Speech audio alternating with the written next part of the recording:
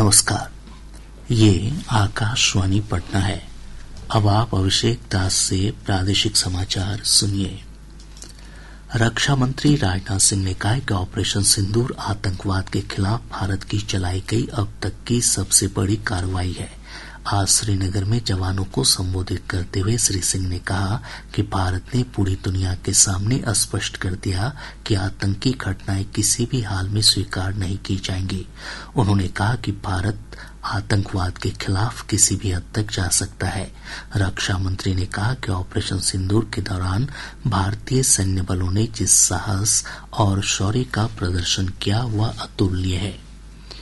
केंद्रीय उपभोक्ता संरक्षण प्राधिकरण ने पाकिस्तानी झंडे और उससे जुड़े सामान की बिक्री पर अमेजन इंडिया, फ्लिपकार्ट, युवा इंडिया, ईटीसी, फ्लैग कंपनी और फ्लैग कॉरपोरेशन को नोटिस जारी किया है।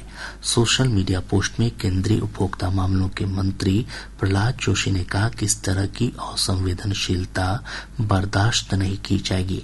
उन्होंने कहा कि ई-कॉमर्स प्लेटफॉर्म को तुरंत ऐसी सभी सामग्री हटाने और राष्ट्रीय कानूनों का पालन करने का निर्देश दिया गया है।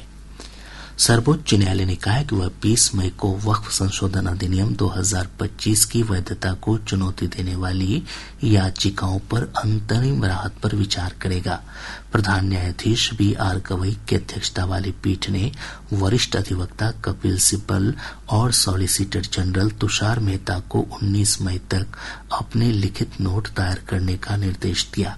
पीठ ने कहा कि जब 20 मई को मामलों की सुनवाई की जाएगी तब वह किसी भी ऐसी याचिका पर विचार नहीं करेगा जिसमें 1995 के पूर्व वक्फ कानून के प्रावधानों पर स्थगन की मांग की गई थी। प्रादेशिक समाचार आप आकाशवाणी पटना से सुन रहे हैं। कांग्रेस के वरिष्ठ नेता राहुल गांधी आज जिला प्रशासन की अनुमति के बिना दरभंगा के आम्बेडकर छात्रावास पहुंचे। राहुल गांधी का शिक्षा न्याय संवाद कार्यक्रम के तहत छात्रों के साथ बातचीत का कार्यक्रम था, लेकिन जिला प्रशासन ने इसकी अनुमति नहीं दी थी। उन्होंने छात्रावास के पास बने मंच से छात्रों को संबोधित किया। श्री गांधी ने कहा कि वर्तमान समय में छात्रों के साथ बर्बर व्यवहार किया जा रहा है, पेपर लीक की घटनाएं हो रही हैं और छात्रों को उनके हक से वंचित किया जा रहा है। उन्होंने सही तरीके से जातीय जनगणना की बात दोहराई। खेलो इंडिया यूथ गेम्स आज शाम संपन्न हो रहे हैं। पटना के कंकड़बाग स्थित पाटलिपुत्र खेल परिसर में शाम 6:30 बजे आयोजित रंगारंग समारोह के साथ यूथ गेम्स का समापन होगा। समापन समारोह में केंद्रीय युवा मामले और खेल राज्य मंत्री रक्षा निखिल खड़से, उप मुख्यमंत्री सम्राट चौधरी समेत कई गणमान्य व्यक्ति शामिल होंगे।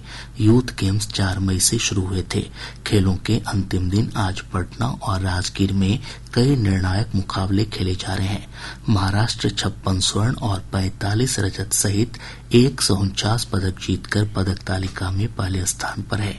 हरियाणा ने 108 पदकों के साथ शानदार वापसी करते हुए 35 स्वर्ण और 27 रजत जीतकर दूसरा स्थान हासिल किया है।